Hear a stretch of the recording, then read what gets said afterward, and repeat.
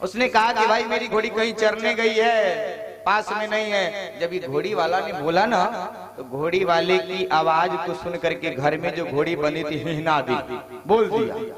अब जैसे घोड़ी बोल दी, तब तक इसने कहा कि यार तुम बहुत झूठ बोलते हो, घोड़ी तुम्हारे घर में बंधी है, कह रहे हो कि चरने गई है। फिर उस व्यक्ति ने जवाब दिया, अरे ना समझ, घोड़ी कहीं चरने भी गई होती तो क्या अमेरिका गई होती क्या, कि सिवान गई होती? कहीं घर के अगल बगल ही घोड़ी चरती ना। अगर मेरा देने का मन होता तो मैं घोड़ी पकड़ के लाता, तुमको दे देता। तुमने घोड़ी की आवाज को पहचान लिया और मेरी आवाज को नहीं पहचाना। सज्जनों, तो कैसे होते हैं कि देना भी नहीं चाहेंगे, करना भी नहीं चाहेंगे, लेकिन इतने मतलब पूर्ण शब्दों से आपको मना करेंगे ना कि आपको लगेगा भी नहीं कि फलाने ने मुझे मना किया है। हाँ, प्रेम से बोले अयोध्यानाथ की।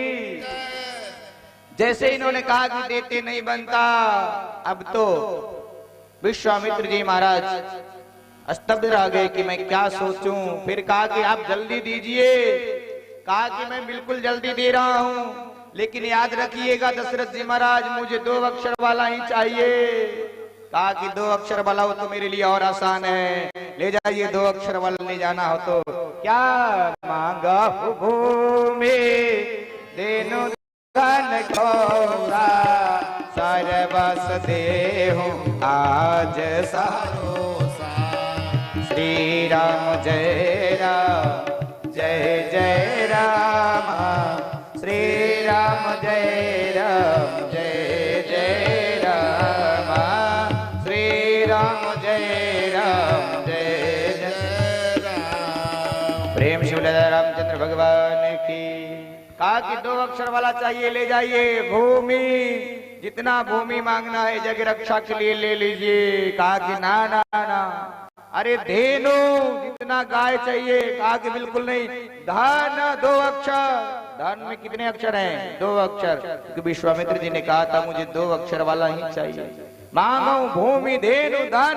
अरे कोष ले लीजिए, कितना कोष चाहिए, कितना रुपया पैसा चाहिए? कहा कि बिल्कुल नहीं। तब क्या? फिर विश्वामित्र जी ने कहा कि मुझे ये जड़ चीजें नहीं, मुझे चैतन्य चीजें चाहिए जो चलने फिरने वाली हो। कहा कि वो भी मैं देने को तैयार हूं, लेकिन ध्यान से। मांगो हूं भूमि देनु धन को, सर्वस देहु आपको 2 अक्षर वाला चाहिए ना, मैं 2 अक्षर वाला ही देने के तैयार हूं। और वो भी जड़ नहीं चाहिए, चैतन्य चैतन्य चाहिए।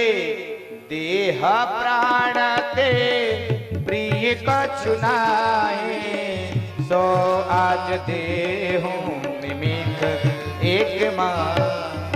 2 अक्षर वाला वो भी चैतन्य देने को तैयार हूं। देह, इस शरीर का क्या नाम है? देह। देह 2 अक्षर ले लीजिए। चैतन्य चलने फिरने वाला ये शरीर है। कहा कि ना ना ना। प्राण ले लीजिए। प्राण 2 अक्षर। कहा कि बिल्कुल नहीं। दशरथ जी महाराज ने कहा कि मेरी आंख निकाल करके लेना चाहते हैं तो ले लीजिए विश्वामित्र जी महाराज, लेकिन राम दीत नहीं बनत गोसाई। आंख ले लीजिए। कहा कि बिल्कुल नहीं। फिर उन्होंने कहा कि ये अपना गला काट करके आपकी आगे रख दूं, 2 अक्षर। बिल्कुल नहीं, ये सब कुछ नहीं, बस मुझे तो वही अनुज समेत देहु रघुनाथा, इसके अलावा और कुछ नहीं चाहिए। कहा कि जो नहीं, बिल्कुल मैं आपने चैतन्य कहा, मैं चैतन्य देने को तैयार हूं। कहिए तो अपना मुंह दे दूं आपको, ये आपका अपना सिर काट करके आपके आगे रख दूं, 2 अक्षर सीधा।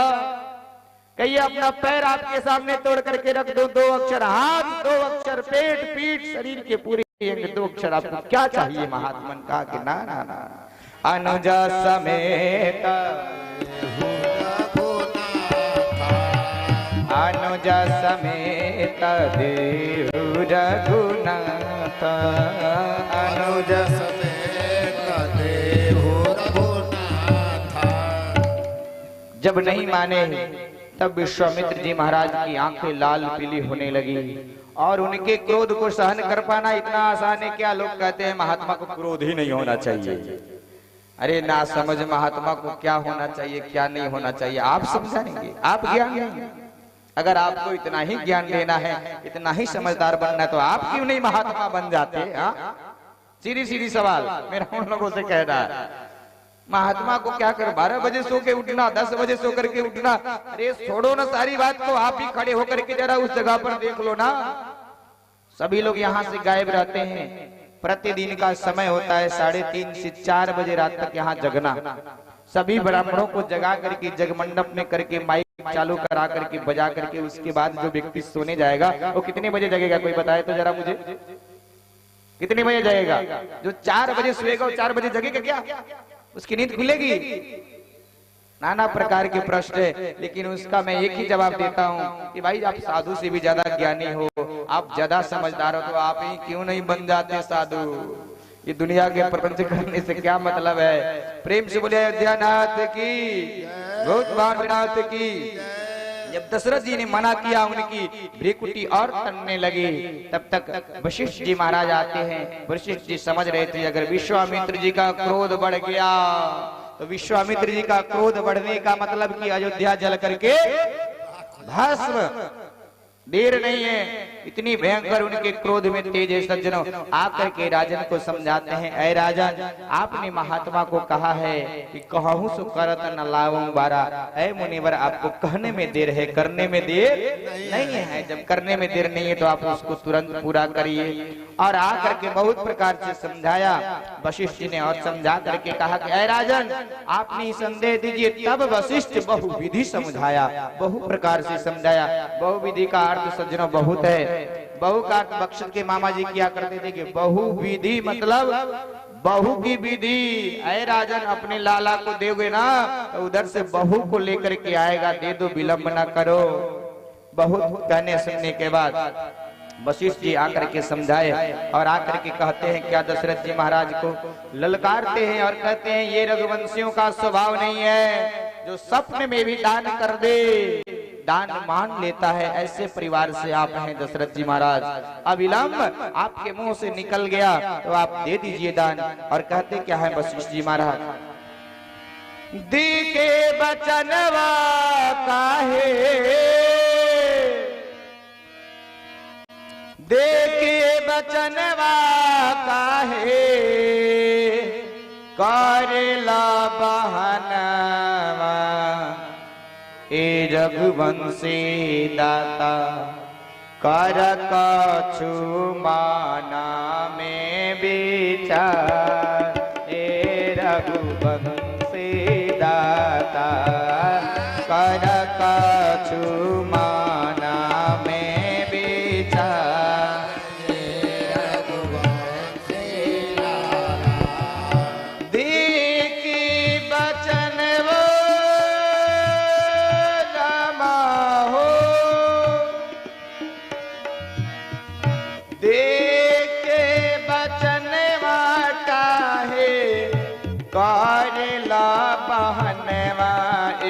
रघुवंशी दाता, कर कछु माना में विचार। ए रघुवंशी दाता, कर कछु माना में विचार। ए रघुवंशी दाता। वशिष्ठ जी ने समझाया और कहा क्या, अरे राजन, आप बच्चे को भेज दो, आप अपने लाला को भेज दो, क्योंकि मुझे पता है क्या होने वाला है, क्योंकि कुछ भविष्यवाणी तो मैं भी जानता हूं ना। इसलिए जग में दान देने से मत रोको, जग में भेजने से मत रोको। कहा क्या, बबुआ के पठैबा जग में, कीरति कमैबा। ए रघुवंशी दाता, बबुआ के भेजैबा जग में, कीरति कमैबा। ए रघुवंशी दाता, बबुआ के पठैबा रमा हो, बबुआ के पठैबा जग में, कीरति कमैबा। ए रघुवंशी दाता, होई है तोहरो जग में जय जयकार हे रघुवंशी दाता होई है तो हरो जग में जय जय खाली मिला के होई है तो हरो जग में जय जयकार हे रघुवंशी दाता होई है तो हरो जग में जय जयकार। प्रेम से बोलिए भूतमान भोलेनाथ की। बहुत प्रकार से समझाया। उसके बाद दशरथ जी महाराज तैयार हुए और तैयार होकर के अपने राम जी के और लखनलाल जी को श्री विश्वामित्र जी के हाथ में सौंप करके कहा कि तुम मुनि पिता आने नहीं को। ऐ महात्मन, आज से मैं इनके माता पिता था, आज आप इनके माता पिता हैं, इनकी रक्षा आपकी जिम्मेदारी है। और वहां से राम जी और लखनलाल जी को लेकर के विश्वामित्र जी आगे चलते हैं। और अयोध्या से बाहर निकलने के बाद पूछा विश्वामित्र जी ने, राजन ऐ राम, हम लोग किस रास्ते से चले? यहाँ दो मार्ग है, एक 6 महीने का और एक 3 दिन का। राम जी ने कहा गुरुदेव चलने की आदत बिल्कुल नहीं है, नजदीक वाला रास्ता से चलिए। कहा कि नजदीक वाला रास्ता में थोड़ा दिक्कत है। क्या दिक्कत है? तो उसमें खतरा है। कौन सा खतरा? ताड़िका चाची रहती है, छोड़ेगी नहीं, इसलिए ऐ राम कहा कि चलिए ना गुरुदेव, देखा जाएगा ताड़िका चाची का भी इंजन आज ही तक काम करेगा, आज के बाद नहीं काम करेगा। हर विषय वस्तु का एक लिमिट है काम करने का, उसके बाद अपना प्रभाव छोड़ देता है। आज ताड़िका चाची का भी, ताड़िका चाची को भी समझ में आ जाएगा। देखो पहले का समय था, बता दूं आपको, पहले जब आगे बढ़े ना तो राम जी को विश्वामित्र जी दिखाते जा रहे थे कि राम देखो यही ताड़िका का उपनिवेश है, यही रहती है। तब तक तो उसने सुना और किया आक्रमण राम जी के ऊपर और विश्वामित्र जी के ऊपर। जब आक्रमण किया विश्वामित्र जी ने कहा कि राम बचाओ, यही है ताड़िका। कहा कि गुरुदेव ये तो स्त्री है और रघुवंशियों का स्वभाव है कि स्त्री पर हाथ नहीं उठाना चाहिए। कहा कि बिल्कुल सही, लेकिन ये बताओ गुरु तुम हो कि मैं? नहीं गुरुदेव तो आप ही हैं गुरु। तो मैं कहता हूँ स्त्री तो है लेकिन विदेशी है, इस पर कभी भरोसा नहीं किया जा सकता। कहा कि हमारे भी फूल। विश्वामित्र जी ने कहा कि ऐसा करना कि ऑक्सीजन चढ़ाने लायक भी मत छोड़ना, नहीं तो रावण का मेडिकल बहुत बड़ा विकसित था, फिर से जिला लेता। प्रेम से बोलिए रामचंद्र भगवान की। ताकि ऐसी बात है या तो हाँ, तुरंत राम जी ने एक ही बान प्राण हरिना दीन जानते निज पद दीना मंगल भवन मंगल हरि द्रवहु सुदशरथ अजीर विहार। प्रेम से बोले रामचंद्र भगवान की। एक बाण में तुरंत राम नाम सत्य किया, उसकी आत्मा को करके अपने धाम को भेज दिया। सोचा कि अगर इसकी आत्मा इधर भटकेगी तो रावण फिर से जिला लेगा। राम जी ने यहाँ सूत्र का अपमान किया। यहाँ सूत्र का अपना सूत्र एक अपनाया राम जी ने। कौन सा सूत्र? पहले का नियम था जो तुमको कांटा बोए, हाँ वाको वो फूल। याद रख लेना, ये कहीं कहीं बहुत काम करता है। अगर तुमसे कोई इतना दूरी होना चाहता है तो आप इतना दूरी बना लो। अगर कोई इतना झगड़ा करना चाहता है तो बस चुप हो जाओ, दूर हो जाओ। बनाया राम जी ने भी अपना सिद्धांत लगाया और यही किया। जो तुमको कांटा बोए वो फूल, हाँ तुमको फूल के फूल है, वाको है त्रिशूल। लेकिन राम जी ने इस सिद्धांत को हटा दिया और कलयुग के सिद्धांत को अपनाया। और वहां राम जी ने तुरंत क्या किया? जो तुमको कांटा बोए वाको वो भाला, हाँ जो तुमको कांटा बोए वाको वो भाला, वो भी साला समझ जाएगा पड़ा किसी का पाला। इस सिद्धांत का पालन करना चाहिए सज्जनों। प्रेम से बोले अयोध्या नाथ की, भोलेनाथ की। छठम साठम सभा चरित गोस्वामी जी ने भी लिखा है। आइए हम लोग विषय पर ध्यान दें। राजा रामचंद्र भगवान की, भूतवान भोलेनाथ की। इसी सिद्धांत को अपनाते हुए राम जी ने सोचा कि अगर थोड़ा सा मार के इसको बेहोश करते हैं तो काम गड़बड़ हो जाएगा। इसलिए एक ही बार में फुल फाइट जाता, राम नाम न इधर रहेगी न ये बीमारी बार बार उत्पन्न होगी। एक ही बार में। उसके बाद रामलाल जी, लखनलाल जी और विश्वामित्र जी बक्सर में पहुंचे। अब तो गुरु जी जग करना भूल गए। जग काहे के लिए करना है भाई? राम जी के लिए ना। अब तो राम जी आश्रम पर ही आ गए, काहे के लिए जग करें? क्योंकि विश्वामित्र जी जान रहे थे जितना जल्दी जग करेंगे उतना ही जल्दी वापस चले जाएंगे। फिर कुछ दिन के बाद राम जी ने याद दिलाया, गुरुदेव आप यज्ञ करो, अब कोई बाधा विघ्न आने वाली नहीं है। और जैसे राम जी ने कहा, गुरुदेव ने दूसरे दिन यज्ञ की तैयारी करी और यज्ञ की तैयारी बड़ी धूमधाम से हुई। उस यज्ञ में मारीच, सुबाहु इत्यादि नाना प्रकार के राक्षस गण आए। आने के बाद राम जी जानते थे कि मारीच का अभी अगर मर्डर कर दूंगा तो रावण का मर्डर नहीं होगा।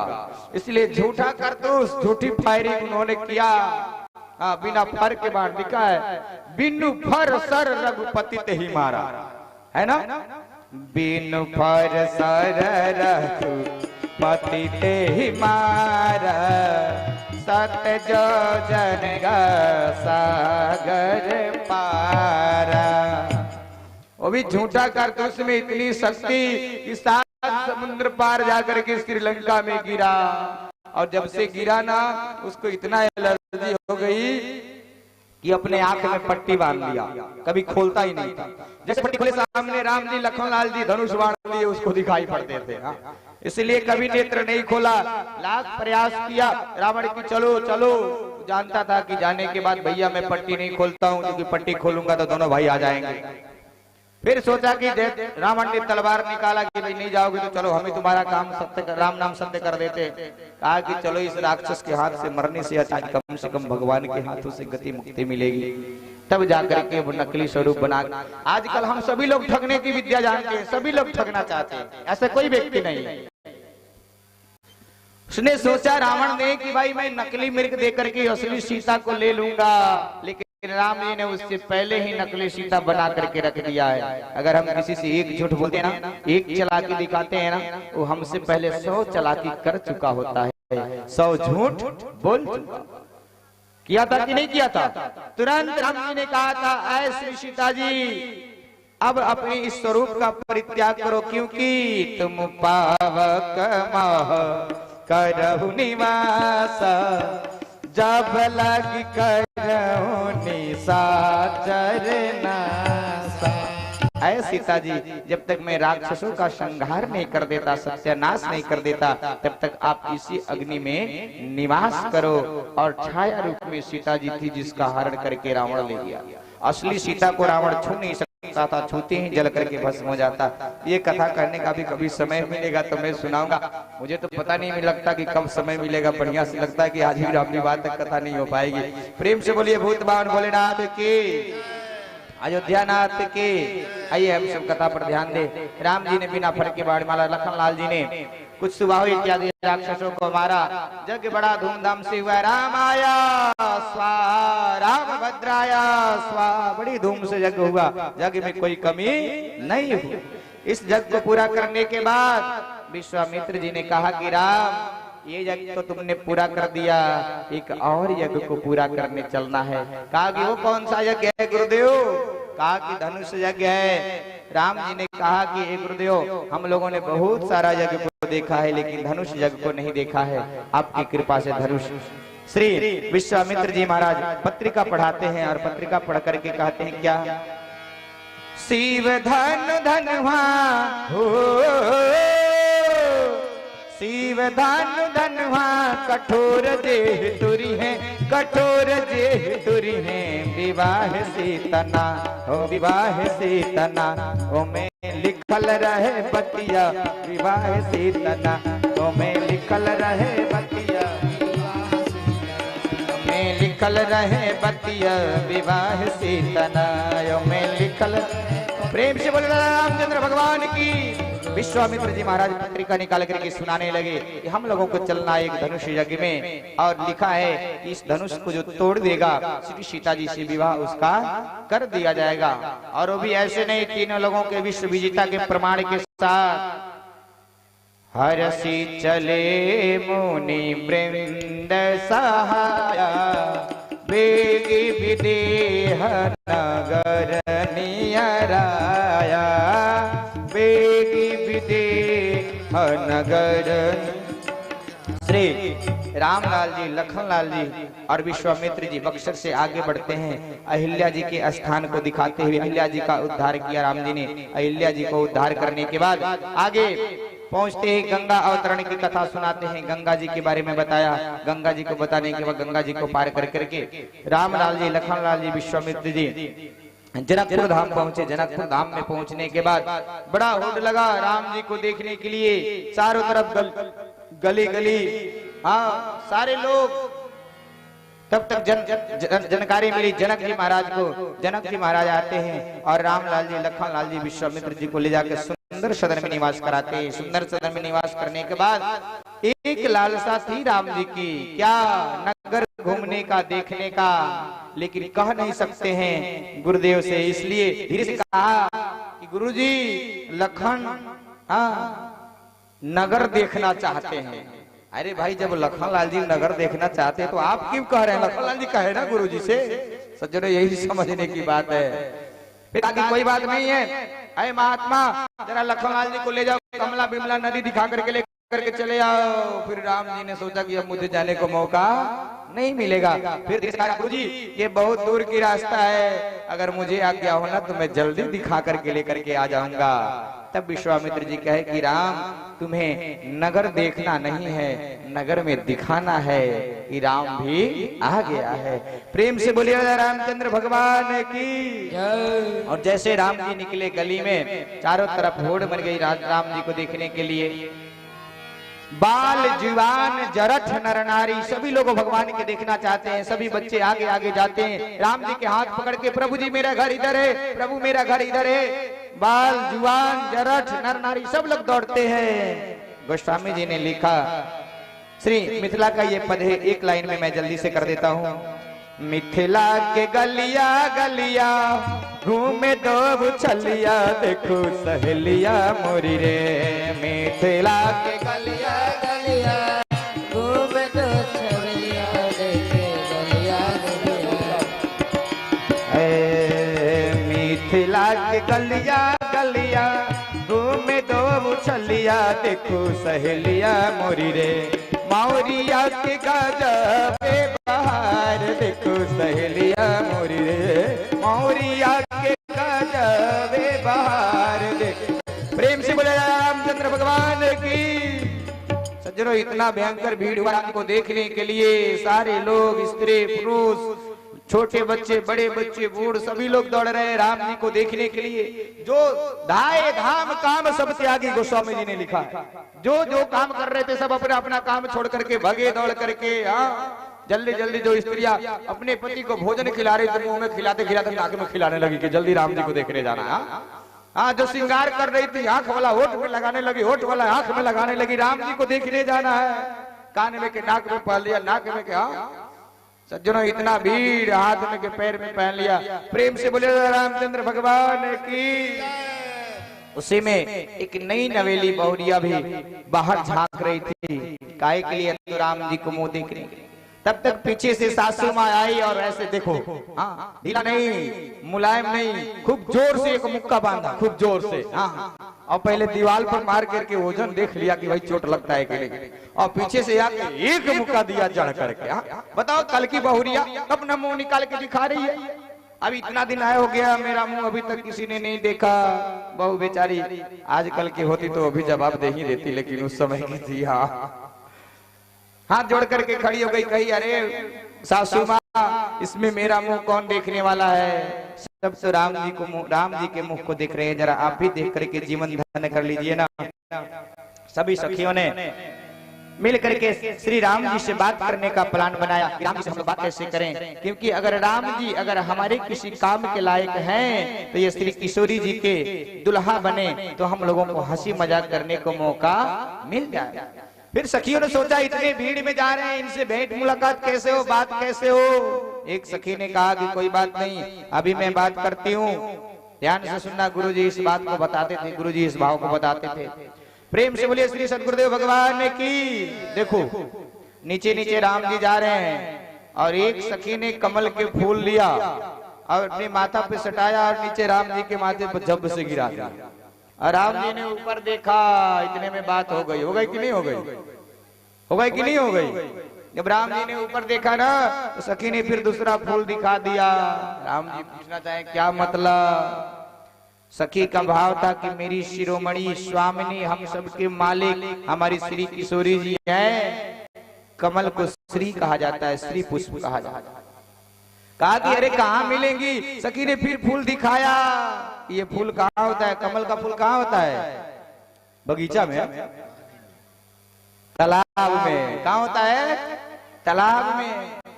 फिर राम जी ने पूछा कि अरे तालाब में क्या करने जाती है, दिन भर जाके बैठी रहती है क्या, उनको घर पे काम नहीं है क्या। सखी ने फिर फूल दिखाया, इस फूल से क्या होता है, तो पूजा की जाती है। प्रेम से बोलिए श्री सदगुरुदेव भगवान की। कहा कि अच्छा कितना बजे दिन भर जाके बैठी रहती है, कहा कि ना। सखी ने फिर फूल दिखाया और कहा कि ये फूल कितने बजे खिलता है। कमल का फूल कब खिलता है, जब सूर्योदय होता है, सूर्य की किरणें कमल पर पड़ती है, पंखुड़ियां प्रस्फुटित होती है। सज्जनों, यानी कि सवेरे की मेरा तालाब पर आ जाना, किशोरी जी मिल जाएगी। प्रेम से बोलिए श्री सदगुरुदेव भगवान की, राजा रामचंद्र भगवान की। सज्जनों, राम जी आते हैं, गुरु जी के चरणों को दबाते हुए विश्राम करते हैं और सुबह उठते ही समय जाने गुरु आय सुपाई, लेना प्रसून चले दो भाई। गोस्वामी जी की क्या कविता है। समय जाने गुरु आए सिपाही। गुरु जी से जल्दी जल्दी आज्ञा मांगा, गुरु जी आज्ञा दो। आए के लिए तो फूल लाने के लिए। उस समय को जान करके, कौन समय को, यहाँ दो भाव है। राम जी ने जो सखियों से बात किया था ना सुबेरे के बेरा तालाब पर, उस समय को याद करके गुरुजी से आज्ञा लिया। एक बात और दूसरा बात कि राम जी समझ गए अब सुबह हो रहा है, गुरुजी उठेंगे, उनको फूल तुलसी की आवश्यकता पड़ेगी। जाते हैं राम जी आज्ञा लेकर के बगीचा में जाने के बाद फूल तुलसी लिया, श्री किशोरी जी से भेंट हुई। सज्जनों, यहाँ मैं संक्षेप कर देता हूँ। बहुत कामदेव से लेकर के सारी कथा कितना मैं संक्षेप करूँ, चूंकि राम विवाह में जल्दी जल्दी में हो। प्रेम से बोले अयोध्यानाथ की, भूत भावन भोलेनाथ की। देख कर राम जी को जनक नंदनी, बाग में आ खड़ी की खड़ी रह गई, बाग में आ खड़ी की। राम देखे सिया को, सिया राम को, चार मक्खिया लड़ी की लड़ी रह गई, चार मक्खिया लड़ी की लड़ी रह गई। सखियों ने राम जी को देख करके भाव बताया और कहा क्या, एक ही बाण में ताड़का राक्षसी, गिर पड़ी के पड़ी के पड़ी रह गई, गिर पड़े के। और शंका क्या हुआ, ध्यान से सुनना। ये गए थे जनकपुर नगर देखने, सारी सखियां लगी थी इन्हें देखने। फिर क्या हुआ, फिर नजर से नजर का नजारा हुआ, दिल में शंका बनी रह गई, दिल में शंका बनी शंका क्या रह गई। बताओ, जो व्यक्ति फूल की डाली को हटाने में पश्चात हो जाए, क्या गारंटी है कि इतना भारी और कठोर धनुष को तोड़ पाएगा। यही शंका बनी रह गई। प्रेम से बोले रामचंद्र भगवान की। राम जी श्री किशोरी जी को, श्री किशोरी जी श्री राम जी को देखते हैं, वहां से वापस जाती हैं, गिरजा पूजन करती हैं। श्री सीता जी महारानी और गिरजा पूजन कर करके देवी जी से आशीर्वाद मांगा। कहा क्या, मोर मनोरथ जाना होने के बसहु सदा उरपुर सबही के। श्री राम जय। ताली बजा के हाथ उठा करके कौन कौन सो रहा है? क्या बात है। अच्छा ताली बजाने के लिए हाथ उठवाए, हाथ उठाओ। श्री राम जय राम जय जय राम, श्री राम जय राम जय जय राम, श्री राम जय राम जय जय। प्रेम से बोले रामचंद्र भगवान की। वहां से आशीर्वाद लेकर के श्री किशोरी जी घर में आती हैं। आगे किशोरी जी मिली थी जनक जी की पुत्री श्री सीता।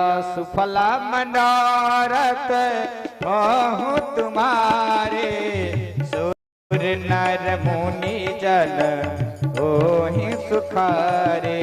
आशीर्वाद दिया कि जो आप लोगों ने देख के आया है राम जी, आपकी मनोरथ जल्दी से पूर्ण हो। प्रेम से बोले रामचंद्र भगवान की। कि जैसे दूत घोषणा किया, सारे राजा जाते हैं और जा करके कहते हैं जय हो गणेश भगवान, अगर धनुष मुझसे टूट जाएगा तो मैं 10 मन लड्डू चढ़ाऊंगा।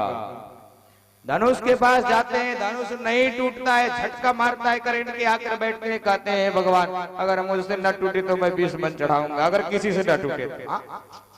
गणेश भगवान भी बैठ गए हैं, आज लड्डू की बोली लग रही है। एक एक करके राजा जा रहे हैं, जय हो गणेश भगवान, अगर मुझसे टूट तो मैं 40 मन चढ़ाऊंगा। जाते धनुष झटका मारता है, गिरते हैं। 2 बंदीगण लगे हैं, उठा के लाके बैठाते हैं। जब नहीं हुआ तो वहां पर उन राजाओं ने कहा कि जय हो गणेश भगवान की, अगर ये धनुष किसी से न टूटे ना 40 नहीं हम 80 लड्डू चढ़ाएंगे। सज्जनों, समाज में कुछ लोग इसी तरह के होते हैं कि अगर काम बने तो बने, ना बने तो भगवान बिगाड़ जरूर देना। प्रेम से भाई, इतना भारी गुस्सा तो कोई देखा नहीं। अब तो जनक जी महाराज फेर में पड़ गए, कहां से कहां इस बात को मैंने बोला। फिर उन्होंने लगाया कि आगे कोई बात नहीं, लखनलाल ये बताओ तुम राजा हो कि राजकुमार? कहा कि राजा तो नहीं है लेकिन राजकुमार है।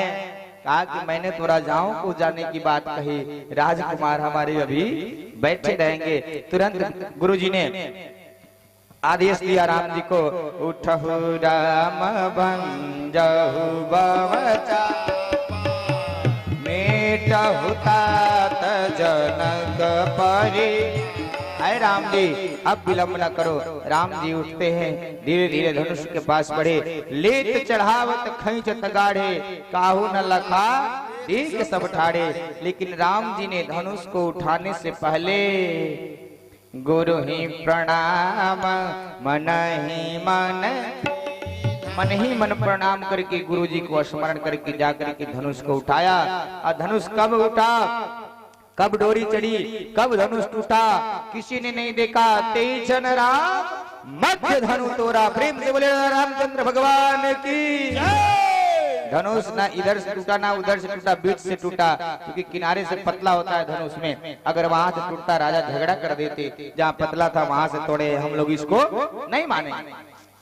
इसलिए राम जी ने बीच से तोड़ा। मध्य धनुष तोड़ने का बहुत भाव है। मध्य क्यों? क्योंकि एक परशुराम हुए और एक बलराम हुए, ये मध्य वाले राम जी ने, बीच वाले राम जी ने धनुष को तोड़ा। प्रेम से बोले राजा रामचंद्र भगवान की। धनुष टूटते ही जयकार होने लगी। सखियां सब माला लेकर के श्री किशोरी जी के साथ खड़ी है और निवेदन कर रही है राम जी से, झुक जइयो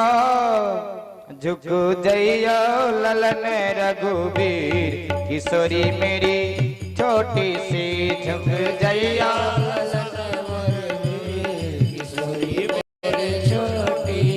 श्री किशोरी जी ऐसे माला लेकर के सर नीचे झुका करके खड़ी हैं। सखियों ने कहा जरा झुक न जाइए। राम जी ने कहा मैं रघुवंशी हूँ, स्त्रियों के सामने सर नहीं झुकाता। फिर सखियों ने कहा तब खड़े रहिए, दुल्हन से भेंट होने वाला नहीं है। प्रेम से बोले रामचंद्र भगवान की जय। फिर सखियों ने पैर भी लगाया और प्रार्थना किया, क्या अरे तुम हो राम जी अयोध्या के राजा, तुम हो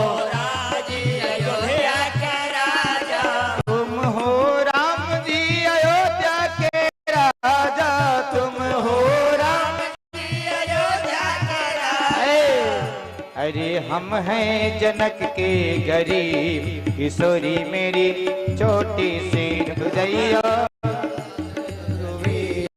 किशोरी मेरी छोटी सी झुक दैयो ललन रघुवीर किशोरी मेरी छोटी सी झुक दैयो किशोरी मेरी छोटी प्रेम से बोले अयोध्यानाथ की। राम जी बिल्कुल झुकने को तैयार नहीं। तब धीरे से लखन लाल जी से श्री सीता मैया ने पैर पे लगाया कि लक्ष्मण तुम मेरे देवर हो ना। तो हाँ बताइए क्या आदेश। एक काम करो ना, तुम शेषा अवतार हो तो हाँ थोड़ा सा पृथ्वी को नीचे से उठा दो ना कि मैं तुम्हारे भैया को माला पहना दूं। लखनलाल जी ने कहा कि भाभी जी आपका पैर भी तो बड़ा जबरदस्त रहा, लेकिन ये पैर भी फेल हो जाएगा। हाँ ये काम नहीं करेगा। क्यों? क्योंकि जब नीचे से मैं पृथ्वी को उठाऊंगा तो भैया भी उठ जाएंगे ना, नीचे ऊपर थोड़ी उठेगी पृथ्वी, जब तो भूकंप आ जाएगा। क्या कोई उपाय नहीं। कहा कि बिल्कुल घबराइए नहीं, अभी अभी भी साइकोलॉजिस्ट है मैं करके आया हूँ, अभी आपका काम बनाता हूँ। सारे भीड़ को हटाते हटाते लखनलाल जी एकदम दौड़े गए और राम जी के चरणों में साष्टांग प्रणाम झुक करके। अब तो प्रणाम करने का नियम ही बदल गया है। पहले हम लोग साष्टांग प्रणाम झुक करके एकदम समर्पण करके पूरा अपने आप को समर्पण कर देते थे, जिससे प्रणाम करते थे। उसमें कंसेशन हुआ, झुक के प्रणाम करने लगे, फिर उसमें भी दिक्कत होने लगी। हाँ हाथ जोड़ करके प्रणाम करने लगे। फिर जौन ना मोबाइल आया, कहीं अगर मोबाइल से बात कर रहे हो तो फिर कैसे प्रणाम हुआ कि बाबा जी को सैल्यूट मार दो जल्दी से।